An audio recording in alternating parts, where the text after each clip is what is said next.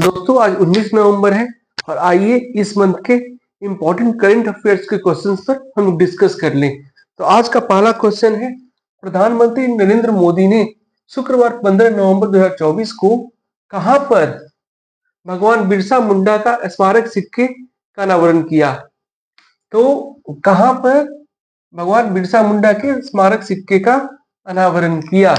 इसका उत्तर है जमुई में।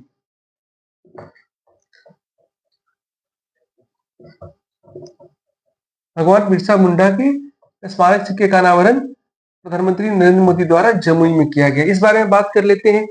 प्रधानमंत्री नरेंद्र मोदी ने बिहार के जमुई में शुक्रवार 15 नवंबर को भगवान बिरसा मुंडा की 150वीं जयंती समारोह का उद्घाटन किया। उन्होंने जनजातीय गौरव दिवस के अवसर पर, मतलब 15 नवंबर को जनजातीय गौरव दिवस भी था, तो एक क्वेश्चन ये भी हो जाता है कि जनजातीय गौरव दिवस कब मनाया जाता है? 15 नवंबर को मनाया जाता है। इस बारे में हम लोग आगे बात करेंगे इस दिवस के बारे में। तो उन्होंने जनजातीय गौरव दिवस के अवसर पर 150 रुपए का स्मारक सिक्का जारी किया, चांदी का 150 रुपए का चांदी का स्मारक सिक्का जारी किया। इसके अलावा डाक टिकट का भी अनावरण किया। मतलब प्रधानमंत्री नरेंद्र मोदी ने 15 नवंबर को बिहार के जमुई में भगवान बिरसा मुंडा के 150वीं जयंती समारोह का उद्घाटन किया। उद्घाटन समारोह के अवसर पर उन्होंने बिरसा मुंडा के 150 रुपए के चांदी के स्मारक सिक्के का अनावरण किया, एक डाक टिकट का भी अनावरण किया। इस समारोह में और क्या हुआ, तो हमारे मुख्यमंत्री जो है नीतीश कुमार जी, उन्होंने प्रधानमंत्री मोदी को तिलका मांझी की प्रतिमा भेंट की और प्रधानमंत्री मोदी द्वारा बिहार के जमुई के लोगों का भी तारीफ किया गया। जमुई में व्यापक तौर पर स्वच्छता अभियान चलाया गया है, इस कारण से प्रधानमंत्री जी द्वारा वहां के लोगों का तारीफ किया गया। तो हम लोगों ने बात किया था जनजातीय गौरव दिवस 15 नवंबर के बारे में। तो जनजातीय समुदायों के योगदान को सम्मानित करने के लिए जनजातीय नेता तथा स्वतंत्रता सेनानी बिरसा मुंडा के जन्म दिवस के अवसर पर प्रत्येक वर्ष 15 नवंबर को जनजातीय गौरव दिवस मनाया जाता है।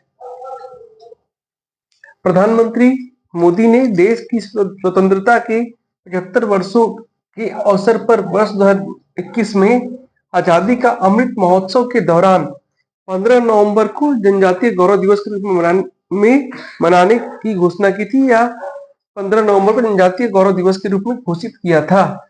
तो वर्ष 2021 में घोषित किया गया था कि 15 नवंबर का दिन जनजातीय गौरव दिवस के रूप में मनाया जाएगा। ये क्यों मनाया जाता है? क्योंकि जनजातीय नेता का स्वतंत्रता सेनानी भगवान बिरसा मुंडा का जन्म दिवस है 15 नवंबर को। आज का दूसरा क्वेश्चन है, वर्ष 2024 के बुकर पुरस्कार से किसे सम्मानित किया गया है? वर्ष 2024 के बुकर पुरस्कार से किसे सम्मानित किया गया है? तो ब्रिटिश लेखिका समंथा हार्वे को वर्ष 2024 के बुकर पुरस्कार से सम्मानित किया गया है। यहाँ ध्यान देने वाली बात है कि ये मात्र बुकर पुरस्कार है, अंतरराष्ट्रीय बुकर पुरस्कार अलग है। ये जो बुकर पुरस्कार है ये दिया गया 12 नवंबर को, इसकी घोषणा की गई इस सम्मान को दिए जाने की। जबकि अंतरराष्ट्रीय बुकर पुरस्कार जो है वो जर्मन लेखिका जॉनी एपनबेक को दिया गया था, उनकी पुस्तक कैरोस के लिए, जिसे जर्मनी से अंग्रेजी में अनुवादित किया गया था। तो वो अंतरराष्ट्रीय बुकर पुरस्कार अलग है, ये बुकर पुरस्कार अलग है। ये याद रखने वाला बात है, इसमें जो स्टूडेंट्स हैं वो कंफ्यूज जाते हैं। तो आगे बात कर लेते हैं बुकर पुरस्कार के बारे में। तो ब्रिटेन की समंथा हार्वे को उनके उपन्यास ऑर्बिटल के लिए बुकर पुरस्कार से सम्मानित किया गया।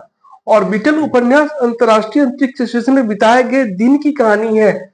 6 अंतरिक्ष यात्रियों के अंतरिक्ष स्टेशन पर बिताए गए एक दिन की कहानी है, इस उपन्यास में बताई गई है, जिसमें वो एक दिन में 16 सूर्योदय और सूर्यास्त का अनुभव करते हैं और ये सोचने लगते हैं कि पृथ्वी के बिना जीवन क्या है, मानवता के बिना पृथ्वी क्या है।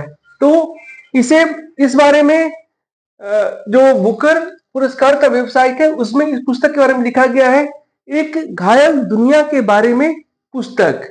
तो यहाँ सिर्फ याद रखने वाला बात ये है कि ब्रिटेन की समंता हार्वे को उनके उपन्यास और बीटल के लिए बुकर पुरस्कार से सम्मानित किया गया। और इसमें अंतरराष्ट्रीय बुकर पुरस्कार में अंतरराष्ट्रीय बुकर पुरस्कार जो दिया गया वो जेनी एफनबेक को दिया गया। उनकी पुस्तक कैरोस के लिए, वो जर्मनी की लेखिका है। आज का नेक्स्ट क्वेश्चन है, हाल ही में रणजी ट्रॉफी में सबसे बड़ी साझेदारी का रिकॉर्ड किसने बनाया? रणजी ट्रॉफी में सबसे बड़ी साझेदारी का रिकॉर्ड किसने बनाया? तो इसका उत्तर है गोवा के स्नेहल कोथांकर तथा कश्यप बाकले ने। गोवा की स्नेहल कोथांकर तथा कश्यप बाकले ने रणजी ट्रॉफी जो है दो राज्यों के बीच में प्रथम श्रेणी मैच होता है रणजी ट्रॉफी, उसमें सबसे बड़ी साझेदारी का रिकॉर्ड बनाया है। गोवा के स्नेहल कोथांकर तथा कश्यप बाकले ने गुरुवार 14 नवंबर को अरुणाचल प्रदेश के खिलाफ, किस टीम के खिलाफ? अरुणाचल प्रदेश के खिलाफ प्लेट ग्रुप मैच के दूसरे दिन 606 रनों की साझेदारी की, जो रणजी इतिहास की सबसे बड़ी साझेदारी है। गोवा के स्नेहल कोथांकर तथा कश्यप बाकले ने गुरुवार 14 नवंबर को किसके खिलाफ? अरुणाचल प्रदेश के खिलाफ प्लेट ग्रुप मैच के दूसरे दिन 606 रनों की साझेदारी की, रणजी इतिहास की सबसे बड़ी साझेदारी। इससे पहले यह रिकॉर्ड महाराष्ट्र के एसएन गुगाले और एआर बावने के नाम था, जिन्होंने 2016 में दिल्ली के खिलाफ 594 रन बनाए हैं। यहाँ दो बात उल्लेखनीय है। पहला ये कि ये रणजी ट्रॉफी के इतिहास में दूसरी बार हुआ है जबकि किसी टीम के दो खिलाड़ियों ने 13 शतक बनाया, 300 रन से अधिक बनाए हैं। तो स्नेहल कोथांकर और कश्यप बाकले ने इस मैच में 300 से अधिक रन बनाए। और इससे पहले 1989 में तमिलनाडु के डब्ल्यू वी रमन, जिन्होंने भारत की तरफ से भी खेला, और अर्जुन कृपाल सिंह ने भी 13 शतक बनाया था। और 606 रनों की जो साझेदारी है वो प्रथम श्रेणी क्रिकेट में दूसरी सबसे बड़ी साझेदारी है। दूसरी बार ऐसा हुआ कि किसी टीम के दो खिलाड़ियों ने मिलकर 600 या उससे अधिक रनों की साझेदारी किया। रिकॉर्ड जो है वो 624 रनों का है, जब महिला जयवर्धने और कुमार संगकारा ने 2006 में कोलंबो में दक्षिण अफ्रीका के खिलाफ 624 रनों का रिकॉर्ड बनाया था। ये रिकॉर्ड है प्रथम श्रेणी क्रिकेट में, प्रथम श्रेणी में भी रिकॉर्ड है, टेस्ट में भी रिकॉर्ड यही है 624 रनों का। महिला जयवर्धने और कुमार संगकारा श्रीलंका के लिए दक्षिण अफ्रीका के खिलाफ बनाए थे। ये सबसे बड़ा साझेदारी। और अभी जो बनाया स्नेहल कोथांकर और कश्यप बाकले ने 606 रनों का गोवा के लिए अरुणाचल प्रदेश के विरुद्ध, ये दूसरा सबसे बड़ा साझेदारी प्रथम श्रेणी में और सबसे बड़ा साझेदारी रणजी ट्रॉफी में है। अब नेक्स्ट हम लोग डिस्कस करते हैं लिग्नोसैट के बारे में। लिग्नोसैट जो लकड़ी का बना सैटेलाइट है और लकड़ी का बना पहला सैटेलाइट है जिसे अंतरिक्ष में भेजा गया, प्रक्षेपित किया गया।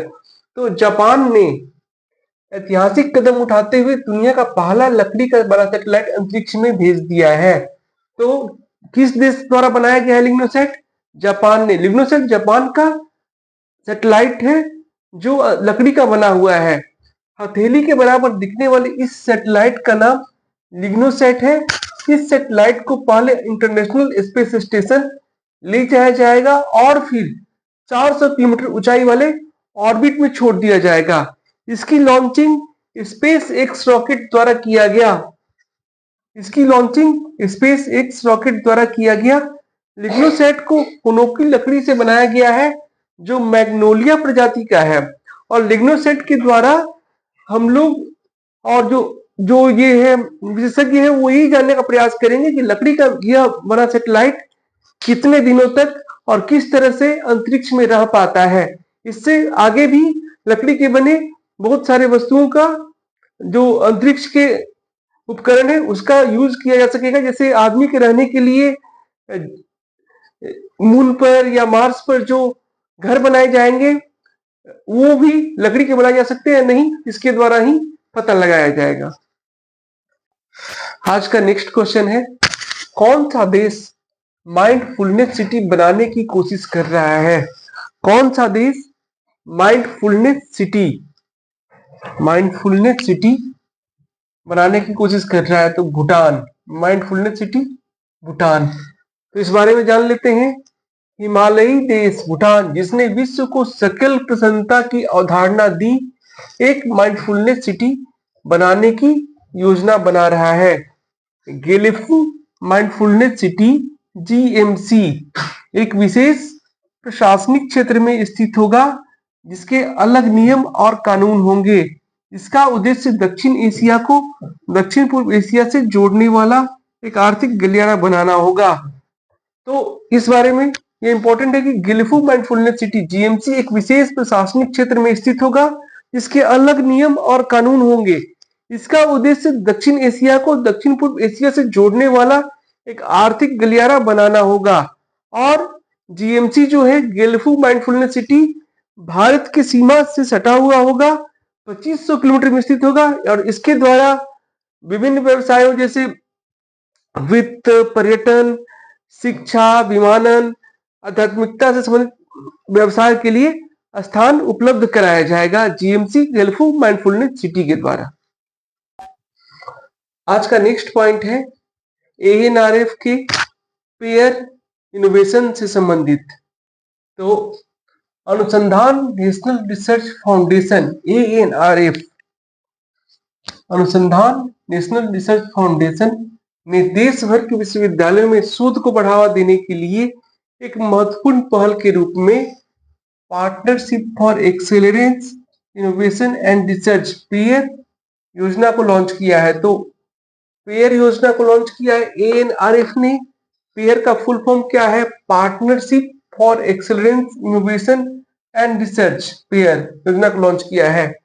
इस योजना में बिहार से पटना यूनिवर्सिटी को भी शामिल किया गया है। इसकी सूची में पटना विश्वविद्यालय का नाम भी जोड़ा गया है। पीयू बिहार का इकलौता विश्वविद्यालय है जिसे सूची में शामिल किया गया है। इस योजना में शामिल किया गया है, एएनआरएफ के पेयर योजना में शामिल किया गया है। तो इस योजना में आने से पटना यूनिवर्सिटी को यह फायदा होगा कि अब इसे शोध के लिए अधिक पैसा मिल पाएगा, फंड मिल पाएगा। ये शोध के लिए केंद्र सरकार को अपना प्रस्ताव भेजेगा और उससे जो फंड मिलेगा इससे शोध के लिए और बढ़ावा मिलेगा और अधिक शोध कर पाएगा पटना यूनिवर्सिटी। पटना विश्वविद्यालय को national institute ranking framework NIRF, Patna विश्वविद्यालय को national institute ranking framework NIRF के स्टेट यूनिवर्सिटी रैंकिंग कैटेगरी में 51 से 100 के बीच स्थान मिला। 51 से 100 के बीच में स्थान मिला है स्टेट यूनिवर्सिटी रैंकिंग कैटेगरी में। एनआईआरएफ द्वारा जो रैंकिंग दिया गया उसमें वास्तव में पटना यूनिवर्सिटी 99वें स्थान पर रहा और जिस कारण इसे एएनआरएफ के स्पोक एलिजिबल यूनिवर्सिटी कैटेगरी 1 की सूची में रखा गया है और ये पेयर योजना की सूची में आ गया है।